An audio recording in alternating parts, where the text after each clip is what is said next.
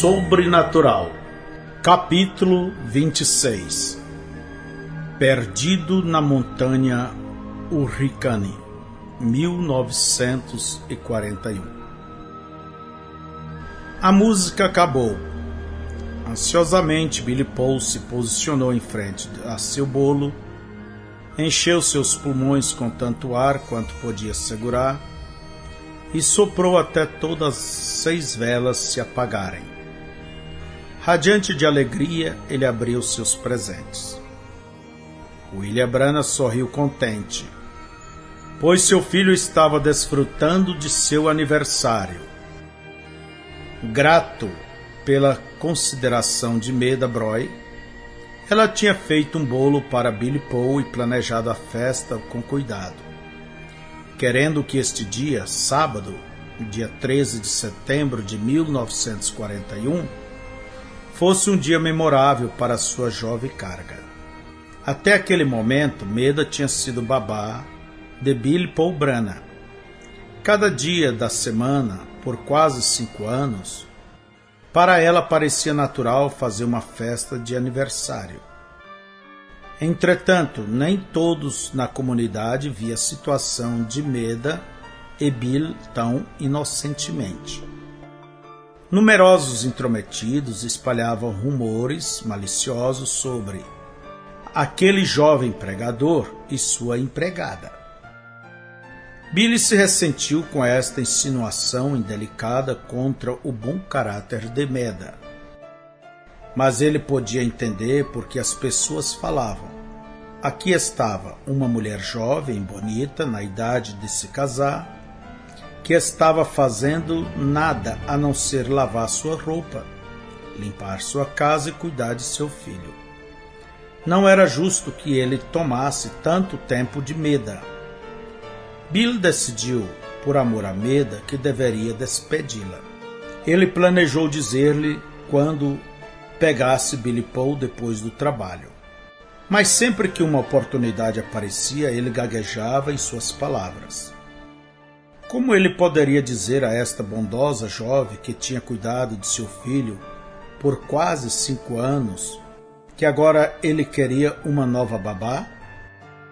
Ele não podia fazer isto. Mas por amor a ela, ele sentia que isto devia ser feito de alguma forma. Meda precisava estar livre de sua atadura temporária com ele para que assim pudesse desenvolver a atadura vitalícia com outro alguém. Finalmente ocorreu-lhe uma ideia. Ele pensou que se pedisse uma outra mulher em namoro, Meda ficaria muito irritada com ele e que ela apenas se iria. Isto não funcionou desta maneira. Meda não ficou irritada também. Ela ficou de coração partido, ela chorou por dias. Billy se sentia terrível também. Ele pensou tanto em Meda e tentou fazer o que era melhor para ela. Mas ao invés disto, ele fizera uma confusão de tudo. Ele pelo menos devia a ela uma explicação. Meda, você não vê? Eu estou tomando muito do seu tempo. Você é uma boa moça para gastar seu tempo comigo. Mas Billy, eu te amo. Eu sempre tenho te amado. E o que é mais, você é o único homem que eu sempre amarei. Eu aprecio isto, Meda. Eu te amo também, mas você sabe, eu vou viver apenas como um ermitão. Eu não vou me casar de novo, jamais. Então, como posso continuar tomando seu tempo? Este era um argumento que Meda simplesmente não podia aceitar.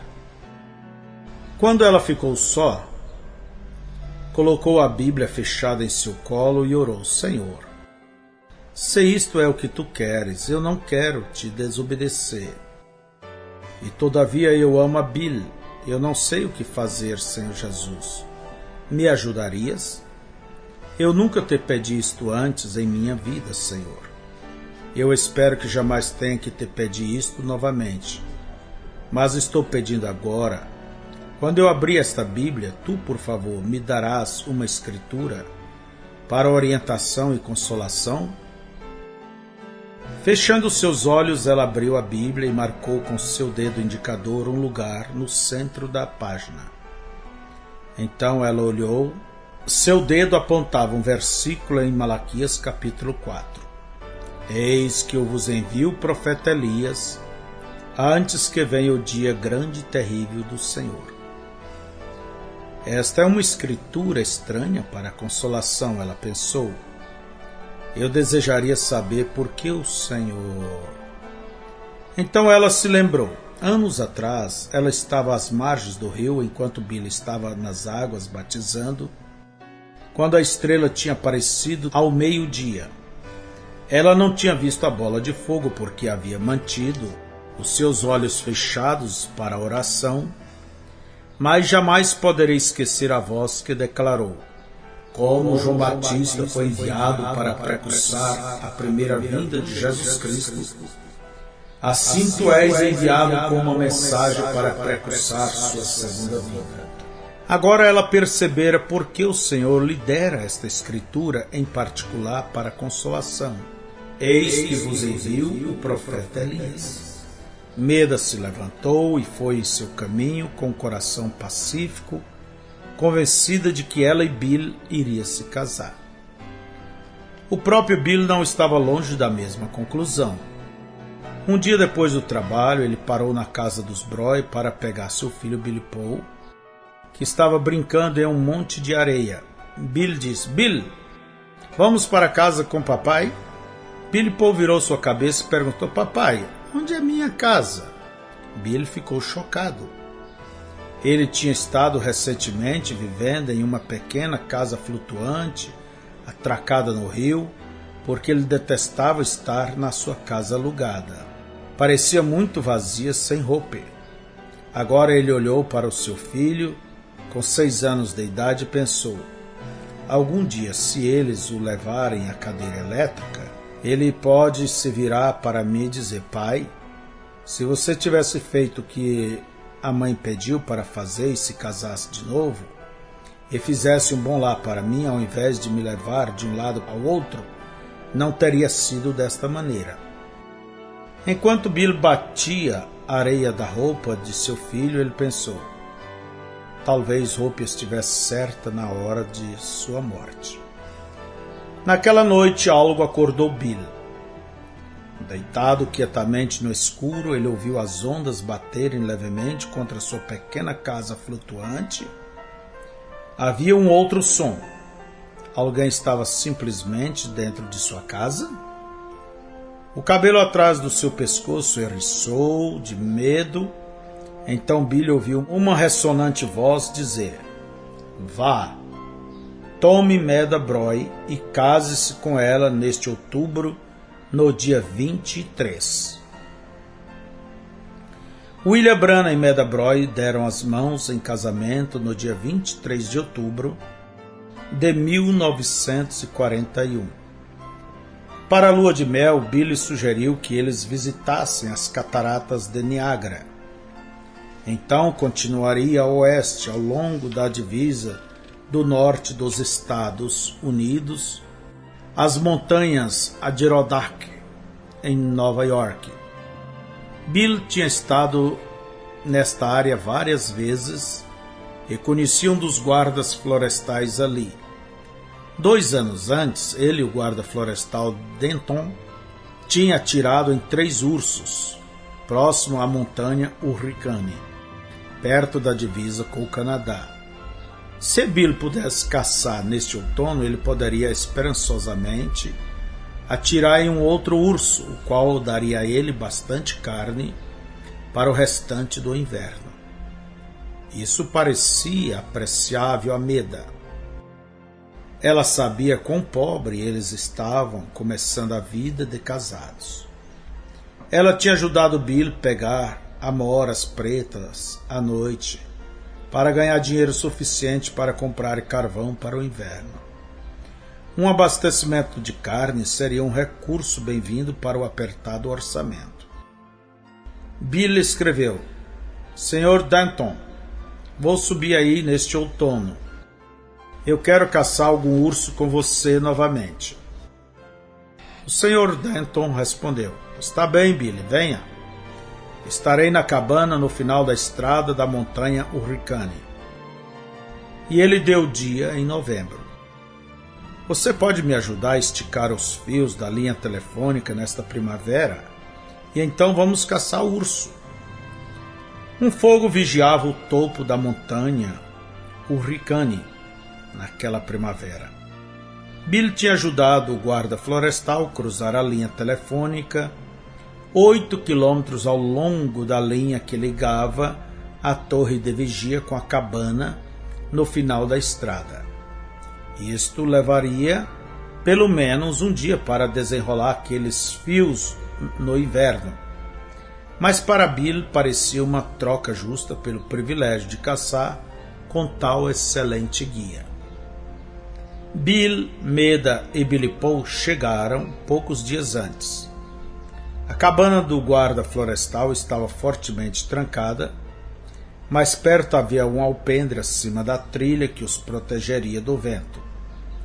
Embora não tivesse ainda nevado, o clima parecia como se fosse nevar a qualquer hora. Naquela noite a temperatura emergiu abaixo de zero. Para manter Billy Paul aquecido, Bill e Meda colocaram o garoto entre eles enquanto dormiam. Na manhã seguinte, Bill disse: Sabe, querida, seria bom se eu conseguisse um grande corso para levar para casa e também um urso. Se eu pudesse caçar um pouquinho hoje, conseguiríamos nossa carne da primavera com certeza. Olhando acima nas nuvens escuras, Meda perguntou: Você acha que é seguro sair sem o guarda florestal? E se você se perder? Eu? Perder? Billy achou aquilo engraçado. Não mesmo. Você não poderia me perder em parte alguma. Minha mãe é meio índia, se lembra? Eu tenho instinto suficiente para saber exatamente onde eu estou o tempo todo. Eu sou como meu avô Harvey. Além de ser um professor, ele era o melhor caçador e armador do sul. Meda deu-lhe uma olhada de resignação.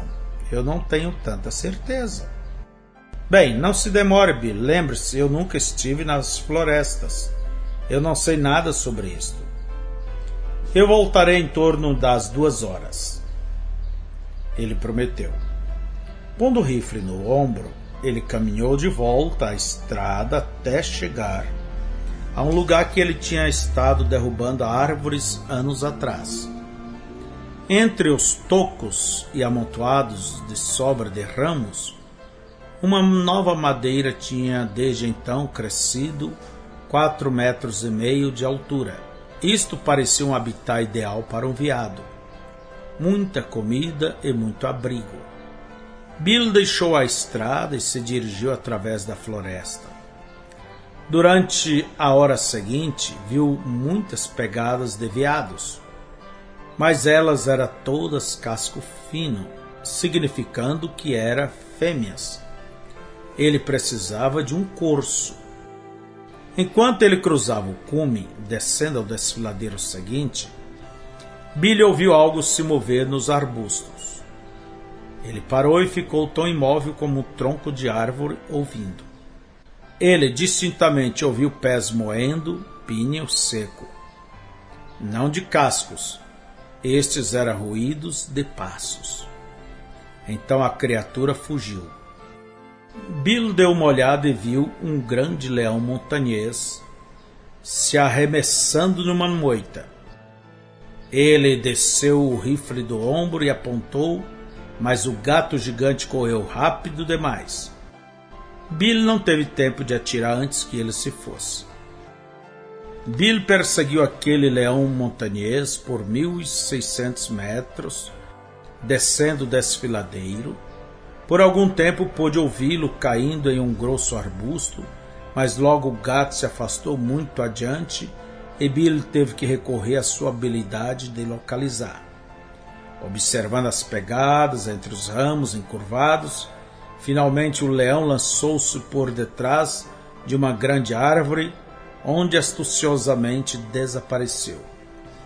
Bill perdeu os rastros e desistiu. Ele voltou ao desfiladeiro, mas parou quando sentiu um cheiro denunciando um urso. Entusiasmado, ele subiu a íngreme parede do desfiladeiro até o topo, cruzando o cume e descendo do outro lado. Várias vezes perdia o cheiro, mas o sentia de novo. O chão aplanou. Billy continuou caminhando, estudando o terreno por pistas tais como formigueiro demolido ou marcas de patas em árvore. Ele subiu no cume e se moveu a um desfiladeiro raso. Quando alcançou a base, ele sentiu que sua caça estava próxima. Bill procurou entre as rochas e fendas até que encontrou a caverna de um urso. Não poderia haver erro nisto. O fedor fez seus olhos marejarem. Prudentemente ele se aproximou da abertura escura com seu rifle armado e pronto. A caverna superficial estava vazia. Billy olhou para o relógio. Os ponteiros marcavam 12 horas e 30 minutos. Ele teria que voltar logo se quisesse manter sua promessa a Meda. Ele não se importou a interromper a caça. Agora que sabia do abrigo do urso, ele poderia voltar assim que ele e o Sr. Denton terminassem de desenrolar linha telefônica acima na montanha Hurricane. Subindo o desfiladeiro, ele tinha apenas andado um pouco quando viu um arbusto se mover no vale. Ali está ele, Billy pensou. Ele lançou um cartucho na câmara e ficou quieto. Ao invés de um urso, um majestoso veado entrou à vista. Billy nivelou seu rifle e apertou o gatilho. O veado foi derrubado ali mesmo. Até que Billy terminasse de sangrar, de estripar sua caça, já era passado de 1 hora. Ele amarrou o corso pelas patas traseiras no galho de uma árvore e então caminhou ao desfiladeiro tão rápido quanto os arbustos permitiam caminhar. Ele notou a nuvem cobrindo com gotejos. A montanha Hurricane já estava oculta. Ele pensou: tenho que me apressar. Esta tempestade está se aproximando. Ele que sabia que se tivesse neblina, ele não seria capaz de localizar suas pegadas. Por 30 minutos ele foi saltando constantemente, procurando pelas marcas de onde ele tinha entrado neste reservado desfiladeiro. Parando para descansar, ele puxou o lenço do bolso e enxugou o suor de sua face. Foi um longo caminho, ele pensou. Eu acho que não vim tão longe. Uma vez mais ele começou a correr. Em poucos minutos, ele parou completamente surpreso. Ali estava seu veado pendurado. Bem, o que eu fiz? Ele sussurrou.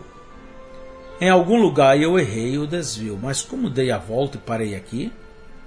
Ele começou novamente pensando. Eu vou fazer certo desta vez. Eu apenas não estava dando atenção suficiente. Caminhando vivamente, ele cuidadosamente procurou pelos lugares onde ele tinha descido a ladeira íngreme. As nuvens pareciam estar apenas acima das árvores agora.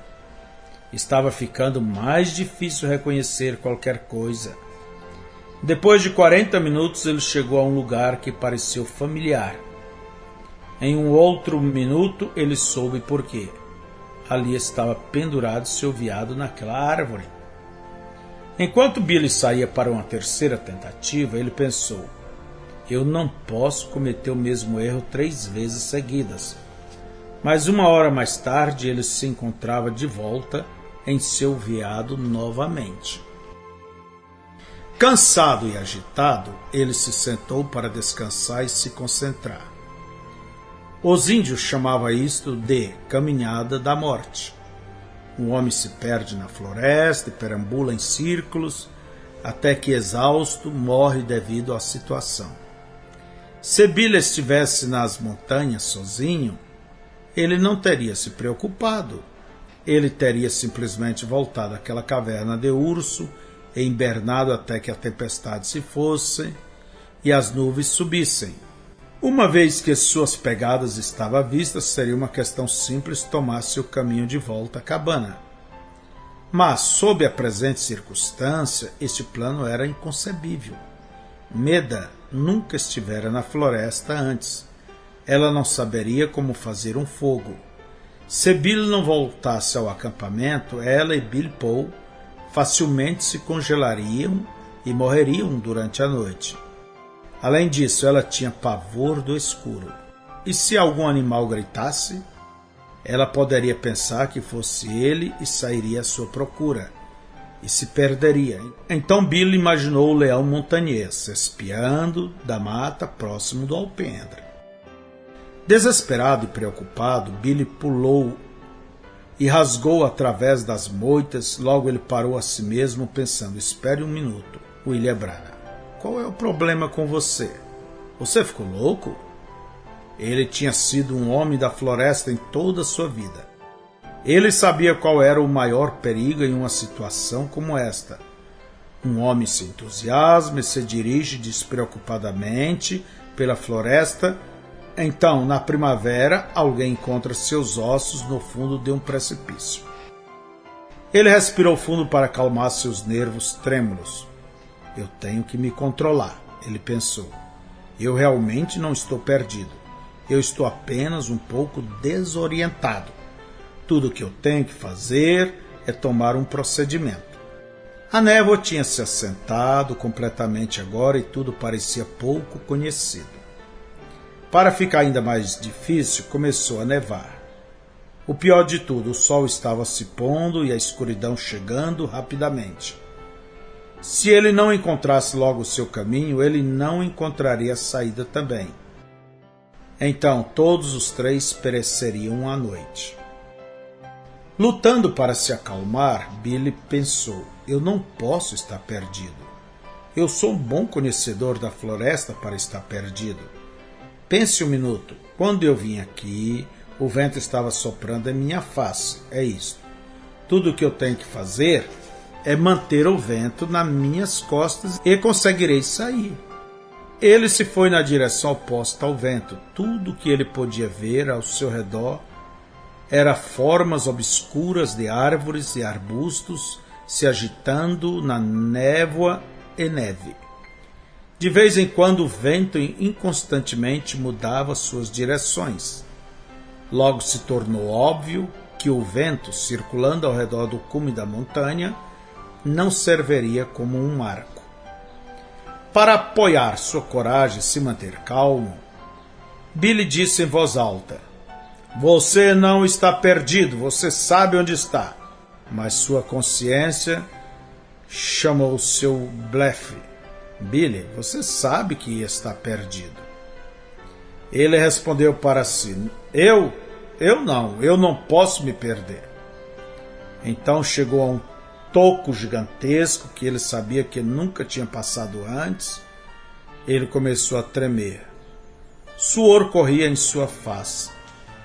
Não há necessidade de se enganar mais, ele pensou. Você está perdido, admita isto. Não era o sopro em seu orgulho que doía, era o terror que ele sentia por sua esposa e filho. Estou realmente perdido, ele disse a si mesmo. Eu não sei onde está o leste, nem o oeste.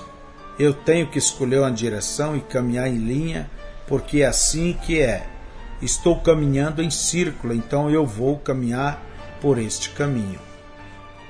Tomando uma direção aleatória, ele começou a caminhar, dando muita atenção às poucas árvores que podia ver, tentando caminhar em uma linha reta de árvore a árvore. Enquanto caminhava, parecia ouvir uma voz sussurrar: Deus é o nosso refúgio e fortaleza, socorro bem presente na angústia. Bill pensou: agora estou ficando louco, ouvindo coisas. Ele continuou caminhando, concentrando-se o máximo em sua missão. Logo ele ouviu isto novamente, um pouco mais alto do que antes. Deus é o nosso refúgio e fortaleza, socorro bem presente na angústia. Billy continuou caminhando, arrastando sua arma. Ele se sentia muito cansado. A voz persistente falou mais alto: Deus é o nosso refúgio e fortaleza. Billy parou e disse em voz alta: Senhor Jesus, estou perdido. Eu não tenho bússola nem marco, mas ainda tenho a ti, Senhor. Eu não sou digno de viver, mas, por favor, não permita minha esposa e filho morrerem. Então ele ouviu aquela voz novamente. Isto não era sua imaginação, ele ouviu isto claramente. Deus é o nosso refúgio e fortaleza, socorro bem presente na angústia. Encostando seu rifle contra uma árvore, Bill tirou o chapéu e colocou-o na neve e se ajoelhou sobre ele. Olhando acima, orou: Pai Celestial, eu pensei que conhecia tudo sobre as florestas, mas eu estava enganado. Eu sei que estou indo errado, mas não sei que caminho tomar. Eu tenho sido como um fanfarrão. Eu mereço estar perdido. Eu mereço ficar aqui por dias e ter que comer porco-espinho para sobreviver. Mas, Senhor, minha pobre esposa é inocente. Ela e meu filho morrerão esta noite se eu não sair daqui. Pai, está quase escuro e estou perdido, totalmente perdido. Por favor, ajude-me. Seja meu marco e meu guia.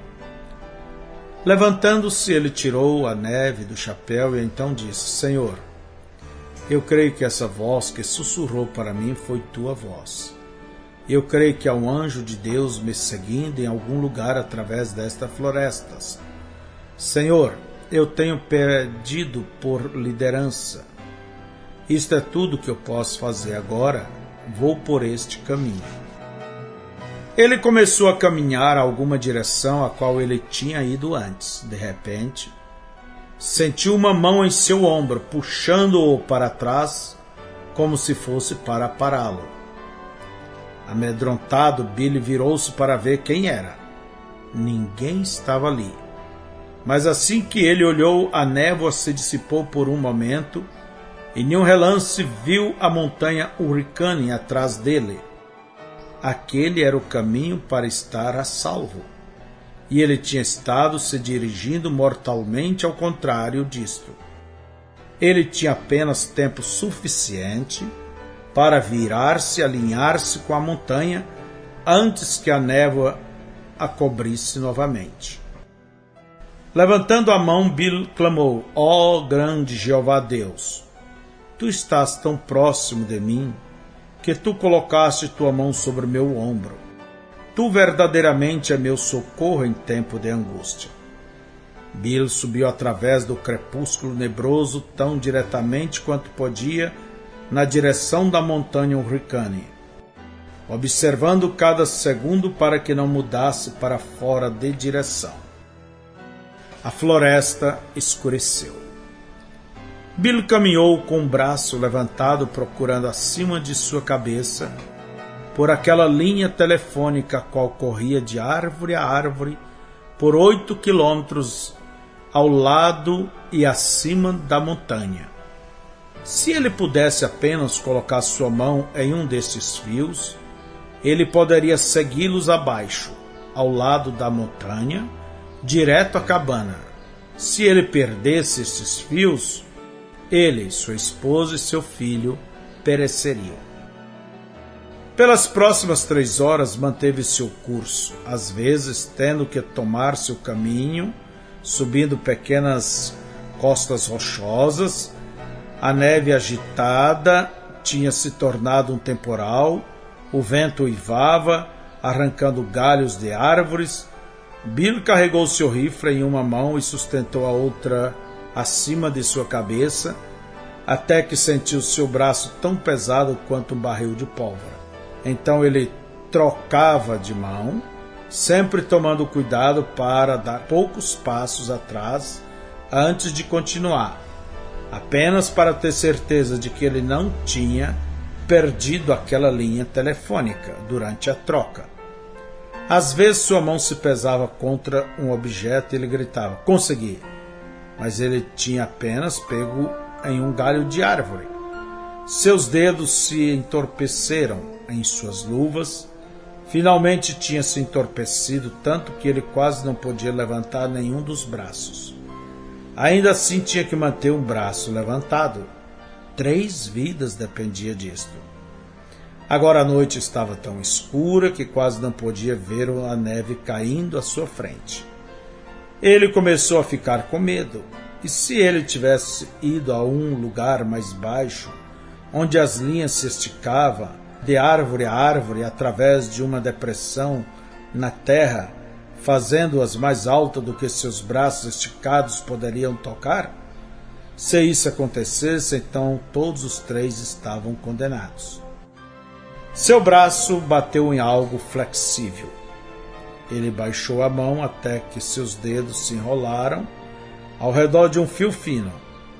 Ele tinha encontrado, ele estava salvo. Todos os 3 estavam salvos. Bill jogou o rifle, tirou o chapéu e deu graças. Oh Deus! Que sentimento é este de ser encontrado quando se está perdido? Como posso agradecer-te o suficiente? Bem, no fim desta linha está tudo nesta vida que eu estimo. Minha esposa e meu filho. Esta linha telefônica será meu guia para sair da montanha. Eu não vou deixar esta linha por nada neste mundo. Mas realmente, Senhor Jesus, Tu és o meu guia. E eu pretendo segurar-me em Ti pelo resto de minha vida, porque eu sei que no final há calor, segurança e repouso.